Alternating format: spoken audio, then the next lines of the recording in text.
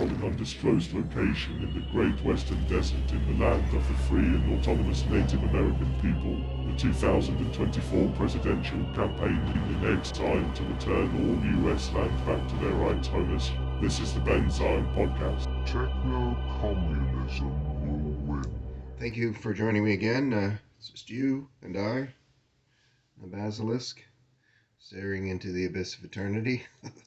But actually, we're going to have a guest on the show in just about 48 hours' time by my calendar. And that guest is none other than Dr. Ian Hale of the UK. He has an expertise in medical issues, and like myself, and hopefully yourself, if not today, perhaps someday soon, he is an ardent supporter of universal super longevity and the biogerontology field, the idea of longer human lifespans and the medical necessaries that would allow that to happen. And we are going to talk about universal super longevity in our time, which I believe to be a valid end goal of the techno-communist project, which I do not think is sufficiently distinct from the communist project. Communists, I think, who I've spoken to, I've wanted to make it clear to them and to all of you. I only believe that we need to focus on emerging technology as a strategy toward a better undertaking the communist project, which is a long and well understood set of principles that need not necessarily be improved on.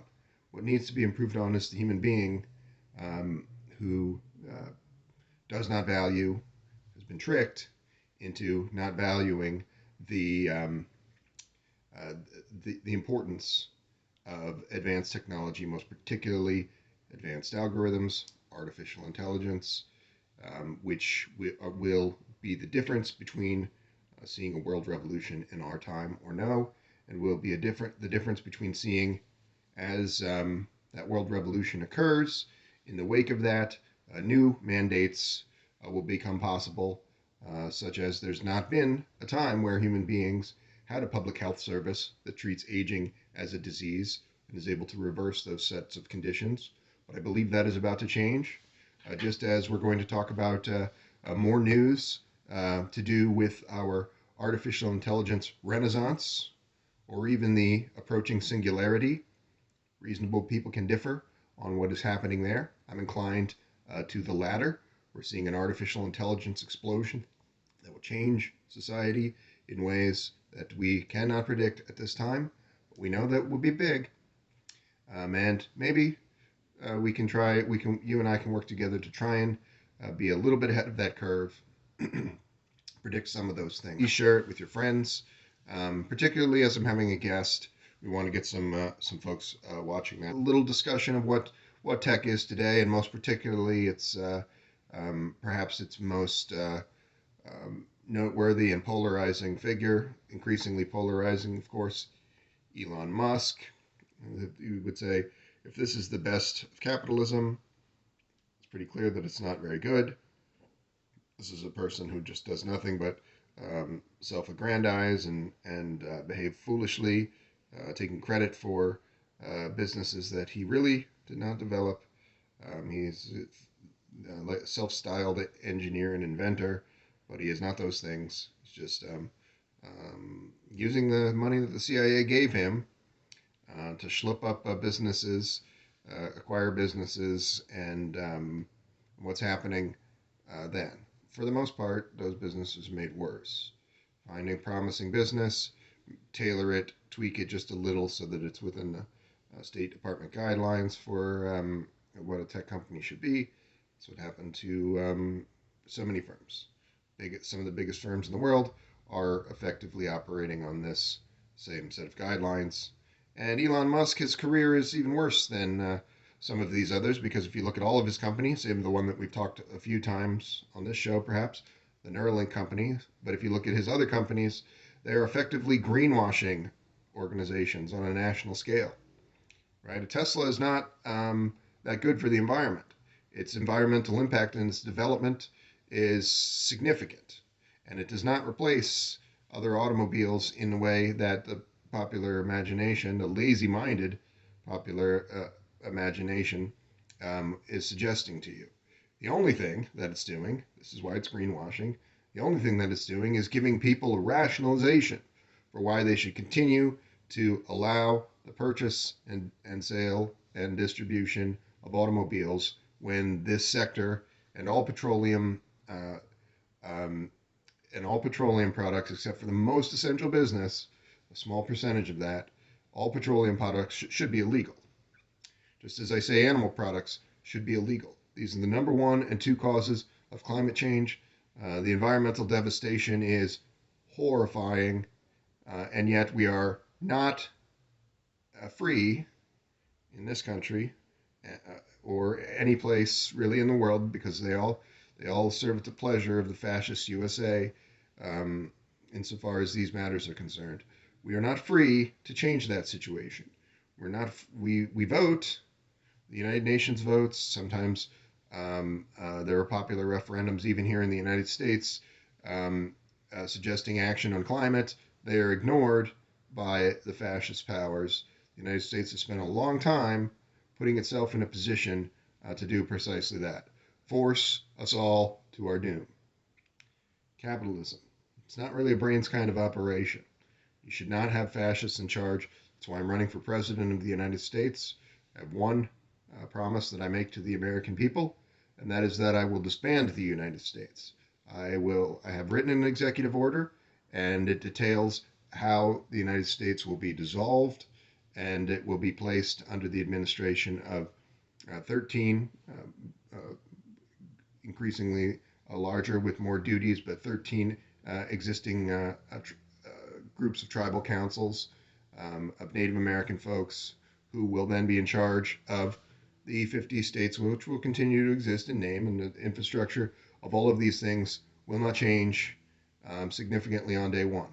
The only thing that will change will be that the federal government, which is a den of thieves, they take all of the money. They take 60% of discretionary funds and put it towards killing people in other countries. Put it towards triple billing defense contractors who are thieves. And all of this is done, again, seemingly in service to insanity. Ecocidal project. Killing the planet. As long as the fascists and the ruling elites get lots of money, everyone else suffers by material conditions and by worsening environmental conditions.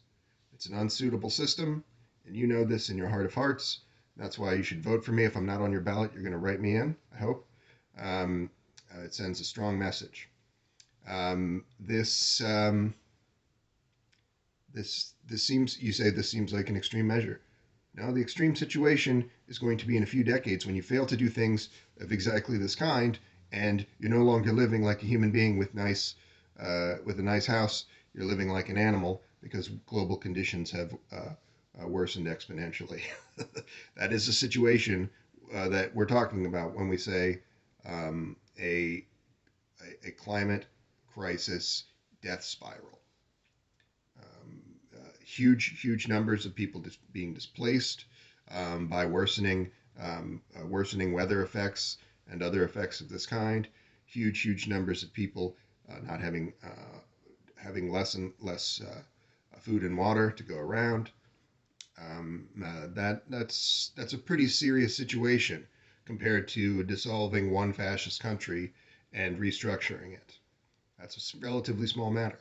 But Americans don't tend to see it that way, because we've been brainwashed into accepting that this fascist monstrosity is our home. It's not your home. It doesn't serve you, and it's not accommodating your further living conditions by even permitting a livable world for you. That's unsuitable. Elon Musk is flaming mad. Elon Musk's reach on Twitter is dropping. He's in charge of Twitter. He purchased Twitter for about 3 times more than it's worth.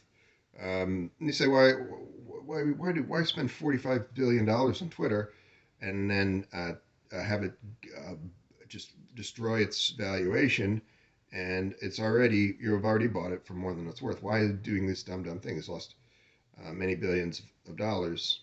Well, Elon Musk serves at the pleasure of State Department handlers, various three-letter agencies, and persons whose ostensible job descriptions are different than this, but do exactly this. Like a person he came up with, Peter Thiel, has become very much this kind of person. So these people said, "Well, we made you into, you're going to be the world's first trillionaire, you goofy bastard." But you have to play by our rules, which are very simple. You do these things like greenwash, um, environmental devastation, so that people are tricked into doing the wrong thing, and tricking people into doing the wrong thing at every turn. And how do you do that effectively? You buy up media outlets that might have increasingly dissident voices on them, and then you say, "Oh, we're free speech is back on Twitter," but then you immediately go about the project of shadow banning everyone who's not just Fox News or CNN bobblehead, and just kind of disrupting this marketplace of ideas in a variety of ways. Um, and Elon Musk and as the stakes become higher for those three-letter agency folks, they'll call in more favors from idiots like Elon Musk, and say, okay, this we have to deal with this Twitter situation. So Elon Musk, you rat fuck Twitter, you'll lose some money, but how many billions of dollars do you need? We'll keep the faucet on for you. I don't even really like talking about this Musk drama, but it's, I guess, a good way to start the show. Twitter 2.0 chaos, as employees worry about what will break, what will get them fired, and what will get them busted by the FTC, Federal Trade Commission. For weeks now, Elon Musk has been preoccupied with worries about how many people are seeing his tweets. Does he really? Is he really this? I mean, it's like Trump being pushed into a position to be a similar kind of spoiler in service to ruling elite power. They have to find somebody who's sufficiently dumb and egomaniacal, but still can be manipulated. So that's Trump and Elon Musk. So yeah, he's obsessed with people aren't paying attention to his dumb tweets or the weird games that he's playing on Twitter. They kind of still want to have a marketplace of ideas and not just have the CIA shitting all over. Stories about how someone was fired for saying the reason people aren't engaging with you is just because you're an asshat. Your antics. So somebody said your antics are not being received as in the way that they were, and Musk is like, you're fired. So that's pretty dumb. But the number of people that have been fired from this business is pretty large. Perhaps they should learn from this moment and work on starting open source a clone of Twitter that is outside of direct State Department control. I'll move on to another story. I thought I would start with Elon Musk to tease you because you think about Elon Musk even though you shouldn't. I was an instructor and curriculum developer in a few different disciplines, but more in the humanities. So this story and the talking points and discussion around the general discussion around this subject is of interest to me. And this is basically what we talk about a lot on the show, ChatGPT and its effect on various facets of life. It's become a regular subject for a lot of people, not just myself. And in this case, we're looking at the changing face of education. It occurred to me that in countries that have a different educational mandate, that are not so obsessed with testing and tracking, which is a system, a racist system, wherein education is kind of turned into a sort of competition and a rigged competition. So the tracking part is identifying lower socioeconomic status people, basically, and particularly black and brown people, and putting them on a track that is not going to be as useful of a career path for them in the system, and putting white people and higher socioeconomic status people onto the better path. Public education has been torn to shreds in service to this horrid task, and it's not even exactly public education anymore. A lot of this stuff has been just resources just siphoned off out of the public trust and into charter schools and garbage. Again, anything that can be done where the ruling elite gets money and the larger populace is hurt. Well, that's something the U.S. is going to do. That's their only real mandate, is to hurt people. Why are they hurting people? Why are they doing the senseless thing? Because they're evil, they're fascists, but also because that senseless thing serves putting lots of money in the ruling elite's pocket. So this thing that occurred to me quite recently is that a natural language processing in this context and emerging technology is hopefully in the larger trends can kind of force them not to do this. And the example that I thought of was people are opining about how ChatGPT is going to hurt students by making them able to write papers and such without having actually written them. But those many schools outside of the United States that have a different kind of learning model, one that's focused on group projects and tasks rather than almost militarized and horrid system of the U.S. Are not looking at ChatGPT effects in the same way.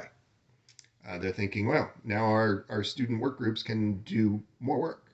They can undertake loftier goals because they can incorporate this into their projects, and which is what everyone else is basically thinking. Only in the slave system of a kind is this viewed as a bad thing. So it occurred to me that I would hope, and that's the purpose of this show, right? To try to convince as many folks as possible that using emerging technology to advance the socialist projects and world revolution, and ultimately a communist revolution, are things that can happen in our time and things that we must work towards and strategize toward. That's why almost every one of these shows says you can use ChatGPT to plan a world revolution. And we should make a work group.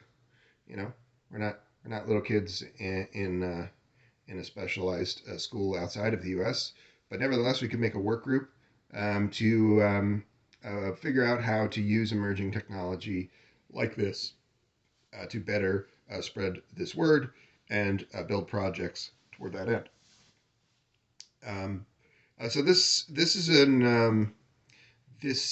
an article in Wired, which is almost every publication that I'm reading from, I give the caveat that they're not good. All Western media is garbage for the most part. Of course, some publications that come out of the U.S. that are worthwhile. Those are mostly coming from hardline socialists and have relatively little visibility and reach compared to something like Wired. But yeah, Wired is of course capitalist trash. People all over the world eat pies, run circles, crash computers, and generally act irrationally, all in celebration of everyone's favorite irrational number. Pi Day was born in San Francisco's Exploratorium in 1988, but has since colonized the globe, recognized by both UNESCO and the U.S. House of Representatives. Ubiquitous in equations, pi begat pillish, constrained language, fun for writing poems and stories. How I Want to Drink, alcoholic, of course, uses the first 9 digits. 3.14 is also, incidentally, Einstein's birthday. I'm not the only person with a cat named Pi. Hooray for men. But we've all got pi all wrong. It's not really a number at all. It's a relationship between the diameter of a circle and its circumference. Its richness only becomes irrational when shoehorned into ill-fitting numbers. Think of Cinderella's slipper, shattering its beauty and burying its meaning. Numbers aren't pi's native language. We shouldn't be surprised that its essence gets lost in translation. I was struck by this recently when faced with the horror of grading, slotting students into numbers. My fellow instructors at the University of Washington, where I teach in the honors program, feel the same dread. More rational than even pi, assessing people amounts to quantifying a relationship between usually unknowable things. Every measurement, the mathematician Paul Lockhart reminds us in his book Measurement, is a comparison. We are comparing the thing we are measuring to the thing we are measuring it with. What thing do we use to measure undergraduates? The person who wrote this article, by the way, his name's Casey. How do we measure undergraduates? What aspects can be compared? Quality or quantity, originality or effort, participation or progress. Apples and oranges at best, closer to bananas than elephants. Every quantitative test marks at most a comparison between what the test maker thought the student should know and the effectiveness of instruction. Grades become the permanent records of these passing encounters. And how do we grade the grader? When a physicist friend found out that a first-year Harvard student he knew, a math star in high school, got an F in physics, he said, Harvard should be ashamed of itself. A Harvard grad himself, he believed that students fail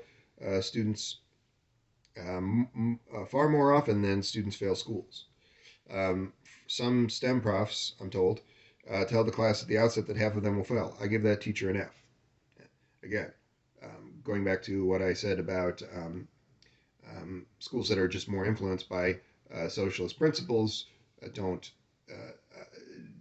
just have students working together in groups and projects, not pumping and dumping and treating them like they're drill sergeants yelling at new military recruits.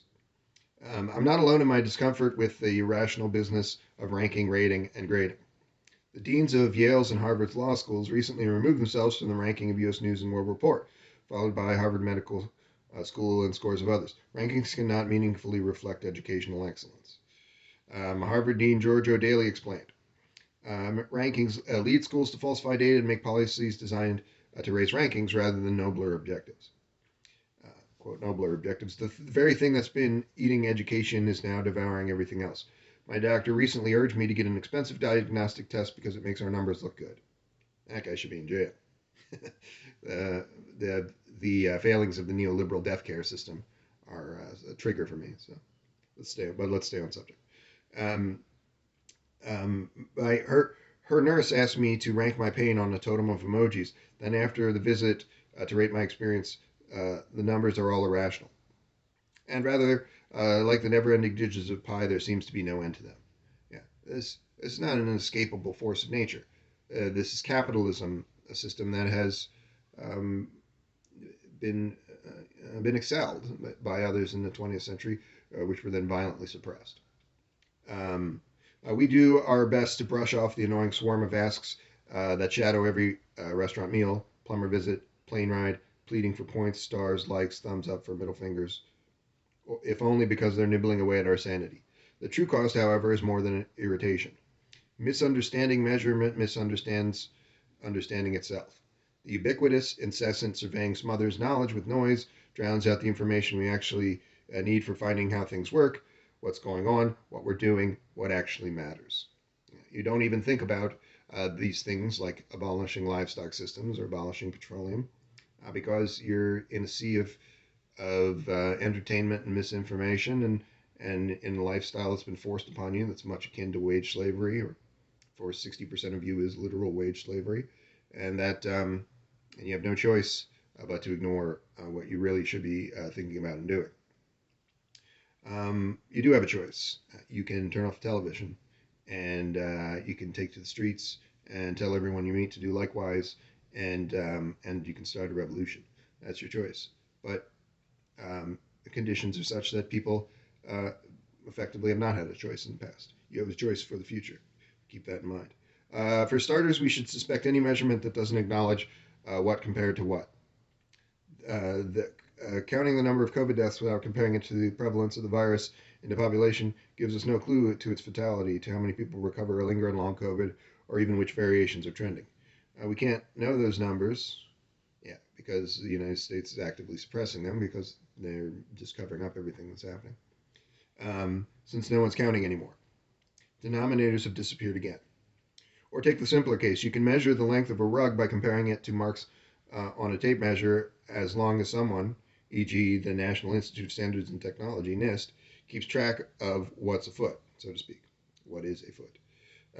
One type of foot was deemed obsolete on the stroke of midnight on January 1st, 2023. The standard international foot is 0.3048 meters, though it's actually measured in wavelengths of light. Whatever the version, a foot refers to a known relation, like diameters to circumference or space to time. All things considered, it's solid. Most measurements, in contrast, are impossible. Lockhart writes, it's only the simplest of objects we have any hope of measuring. And nothing we measure is simple, for the simple reason that everything is connected to everything else, and any single measure contains plethoras of layers and cosmos of considerations. Consider, for example, the trouble physicists had understanding motion before they grasped its complexity. It wasn't a thing so much as a family of, moving parts, velocity, acceleration, momentum, force. Like everything else, I'm constantly assessing my status. How am I measuring up? Against a younger self, against other people my age, against some societal expectation. So this is a kind of article that you'll see time and time again in Wired. The problems of capitalism are so great, but it's framed in a capitalist realist set of understandings. They're not then suggesting any, they're complaining about the problems without suggesting any real course of action, and completely ignoring the tried and true course of action, which is applying socialist values toward creating socialist states. Evaluated by my chronicle age, my biological age. In a recent dance class, I measured myself against the other students and graded myself at the bottom. I asked the teacher if I was in over my head. Oh, you're better than last time, she said, a low bar indeed. Regression to mean tells me that if I was the worst in the class the first week, there's only one way to go, up. The improvement my teacher saw was simple probability. But I wonder, if a student starts the term at the top and turns in mediocre work at midterm, do I mark him down? Do I excessively reward the middling student who later turns in A+ work? In all probability, probably. Yeah. Again, a system designed by capitalists, fine-tuned by neoliberal swine in recent decades. That system is not designed to really educate or create independent contributors to society. It's designed to create paradoxes of this kind, to create problems of this kind in service to its underhand elitist goals, such as described in tracking education, which is inescapable. Everyone gets tracked. If you were educated in the U.S., whether you went to private or public school, you were tracked.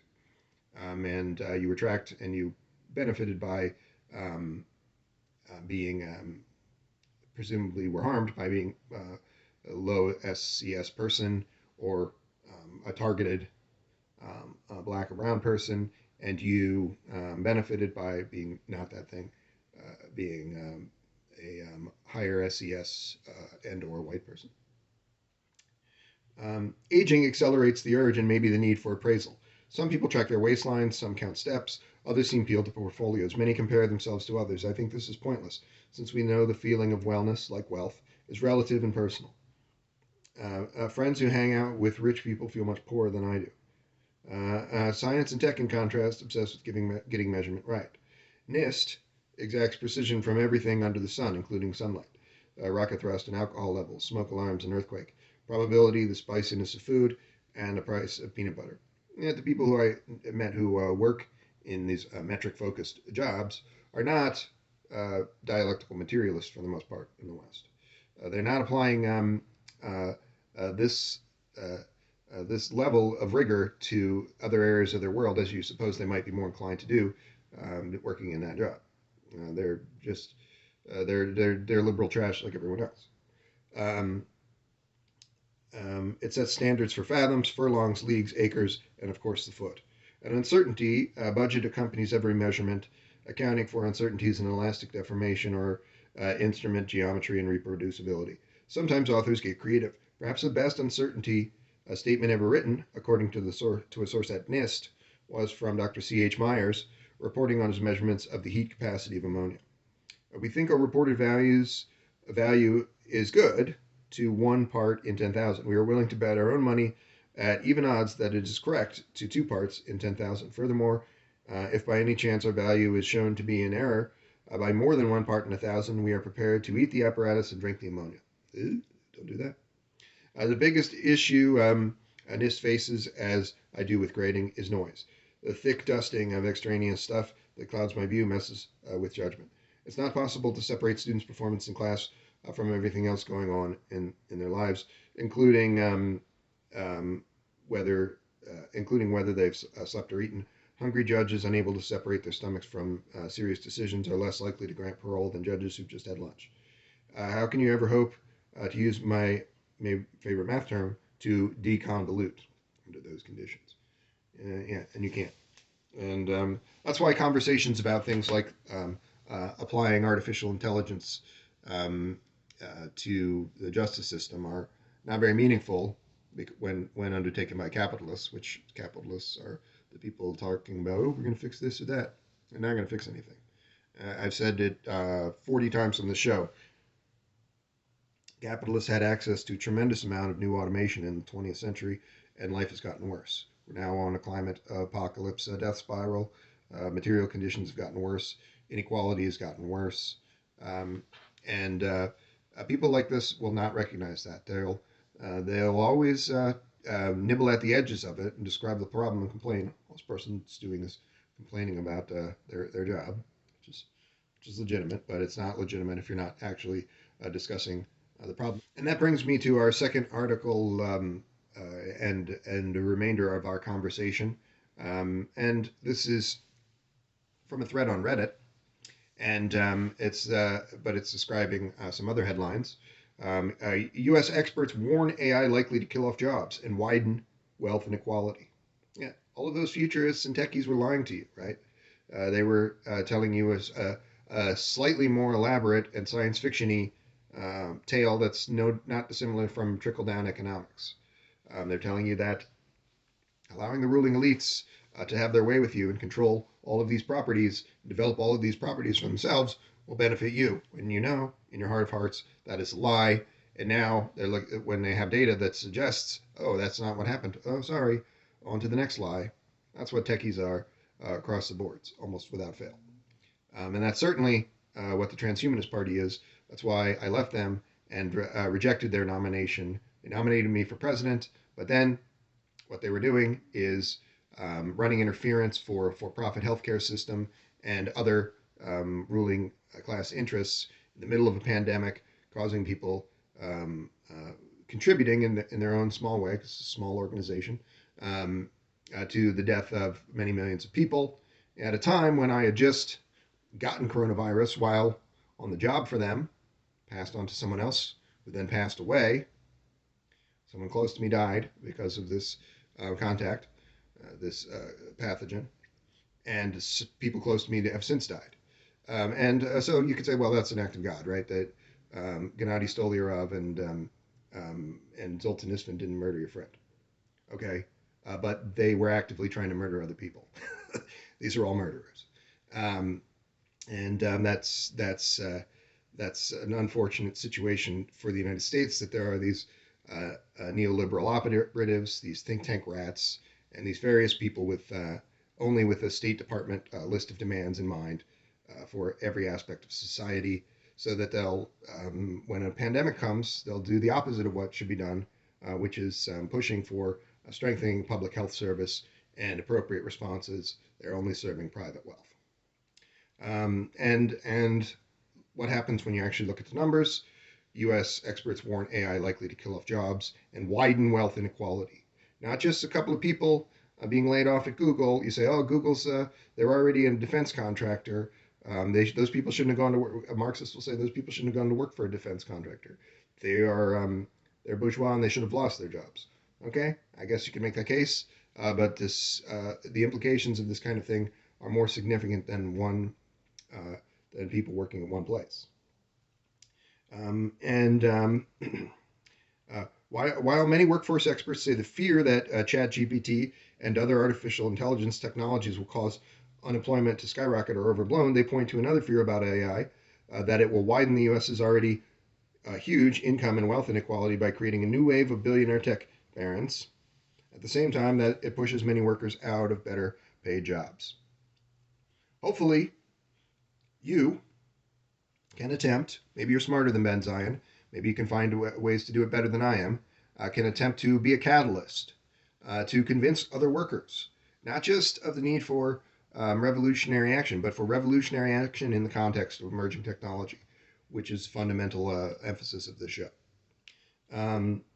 Like many revolutionary technologies before it, AI is likely to eliminate jobs, but it has been the case in the past, as has been. Experts argue AI will likely offset much of that by spurring the creation of new jobs in addition to enhancing many existing jobs. Has that really been the case? Automation has done some pretty incredible things in the last 100-odd years, and inequality is worse. Life expectancy is down over 3 decades, 3 or 4 decades in the U.S. and the West. It's fallen off a cliff in the United States, and it's not friends of Jeff Bezos who are dying off. It's Native Americans whose life expectancy has dropped by 8 years in the past 3 years. It's working people and the people who are most particularly targeted in that, black and brown people. They're the ones taking the brunt of the blow. So this is what tech commentators will say all day long. This is pretty bad, but what if it's good? It's not bad. It's just a right-wing thought experiment. Technologists are right-wing thought experimentators for the most part.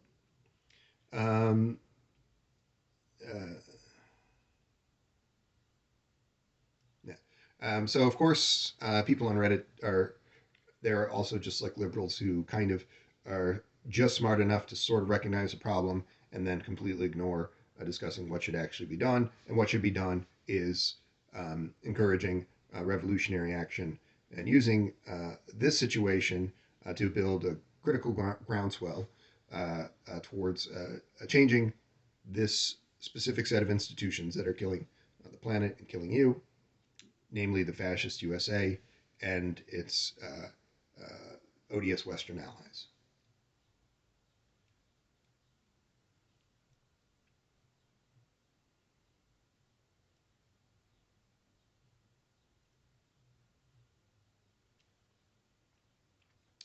We'll continue in our ratcheting up of a kind of drama, so to speak, by I guess, I don't know if these 3 articles that I've discussed thus far have kind of increased in intensity, or if this is really an increase in intensity. But this is from the Byte, and yet another capitalist tech rag. But sometimes they are the ones that have the information that's relevant to even the Marxist Tech Accelerationist. If we offer these many caveats and say that these ordinary technologists do not have significant insights into this, they're only giving us the base information that we should then use in better ways.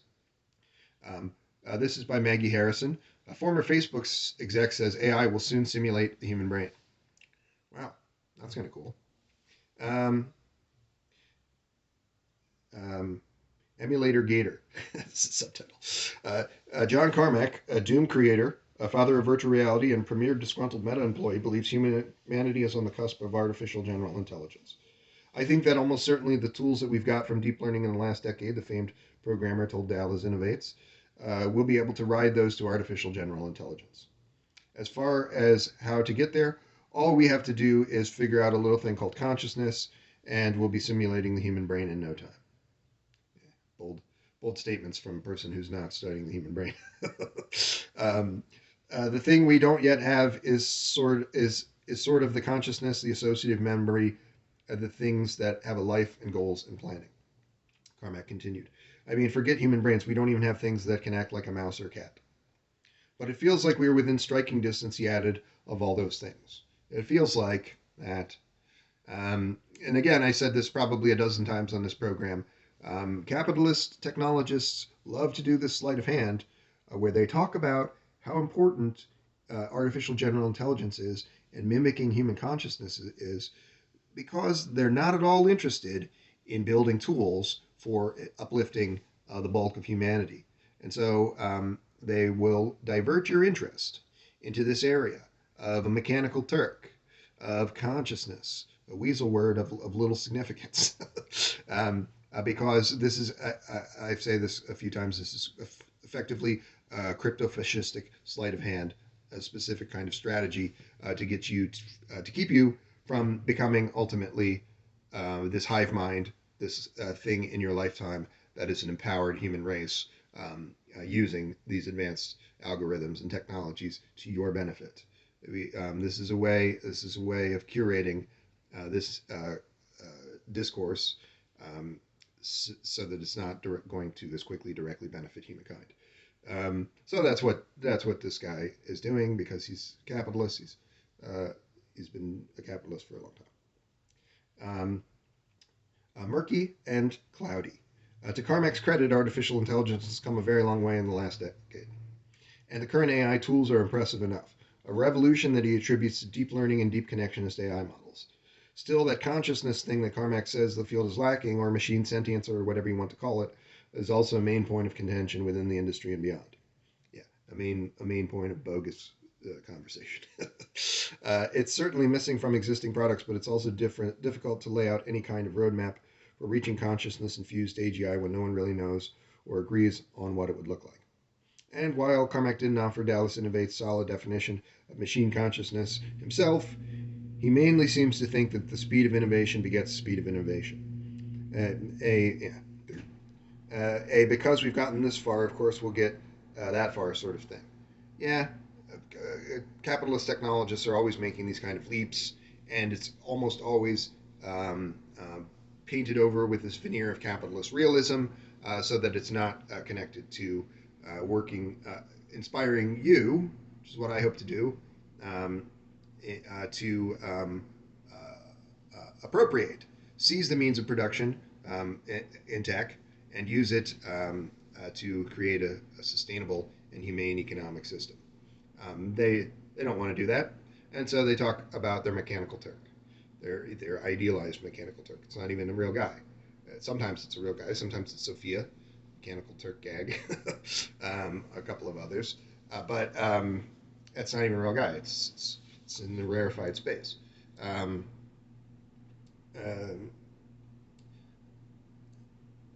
So this guy, how much does a capitalist really have to say about the future? Not that much. It's the main thing that you should take away from this show. It's up to you to define that because these people are only running interference, and we need to actually figure this stuff out, and that requires a very, very healthy dose, at the very least, of interest in socialist values, and that's basically just saying that we have to take care of ourselves and one another. That's all that those ideas are. But that's not something that capitalists will ever do. What I keep saying is, as soon as you're at the point where you have the equivalent of a toddler, something that is a being, it's conscious, it's not Einstein, it can't even do multiplication. If you've got a creature that can learn, you can interact with it and teach it things on some level. And we should point out that aside from the anthropomorphizing that's being done in service to crypto-fascism, the tool itself, having that level of autonomy, having that level of ability to learn is significant. But it's only significant in real ways, in bigger and bigger ways for society in your lifetime, if you, again, are insisting that those things be used for better purposes than capitalists are using them for. If you seize the means of production and take revolutionary action and encourage everyone you meet to do likewise. And at that point, you can deploy an army of engineers, developmental psychologists, and scientists to study things. But we don't have that yet. But we don't have the ability to simulate something that's a being like that. But NLP thing, doesn't matter if it's a being or not. It matters if it's a tool that can be used to benefit society. And this person is glossing over the functionality of the thing to talk about the magic of consciousness. It's their mechanical Turk gag that they love to roll out. So, of course, this came from substandard public, not substandard, standard for by capitalist technologist uh, standards. And of course, it's about Facebook, which is not been talked about too much. They have toppled governments. They're in the news for getting some. They're upset that other countries are now saying, "Well, you're a bad company. You've done so many bad things." And Facebook's saying that's not fair. like you should already not exist for all the bad things that you've done. And again, it's kind of comes down to these people like Peter Thiel and these carefully orchestrated CIA operations in this context, right? If you don't have that guy on the board and people like that putting their finger on the scale at every turn, then you don't have things like Cambridge Analytica and many others associated with Facebook, and Facebook just doing it itself, literally just undermining other countries, the stability of their governments. Are capitalists ever going to be capable of taking care of you? No, because this is all that they do. Various kinds of espionage, sabotage, literal open warfare, just killing people, in service to chaos. A lot of times it just seems like chaos, or it just seems like, well, we didn't know what's going on. Nobody knows what's going on. Who can predict the future?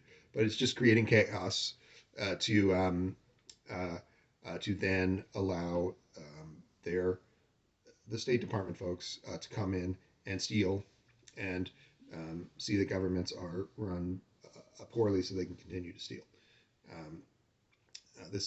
The only mandate that the United States has ever had is to do this. It's not to take care of its people. It's not to build nations or make the world safe for democracy. That's a nonsensical phrase. Every part of it. Their only goal is to wage open warfare and covert warfare in service to the ruling elites. I hope that you will consider the things that I've said about technology, about my campaign, Ben Zion 2024, and in every facet of life, the shirt says people, not prisons. And we should abolish the prison industrial complex here in the U.S., but in everything, people. Technologists in the West, these capitalist technologists, they will sometimes say that they're interested in taking care of people, but it's not citizen-centered, and it's all more or less got the rubber stamp of the U.S. State Department. So of course they'll only occasionally pay lip service to doing the good thing and never actually do it.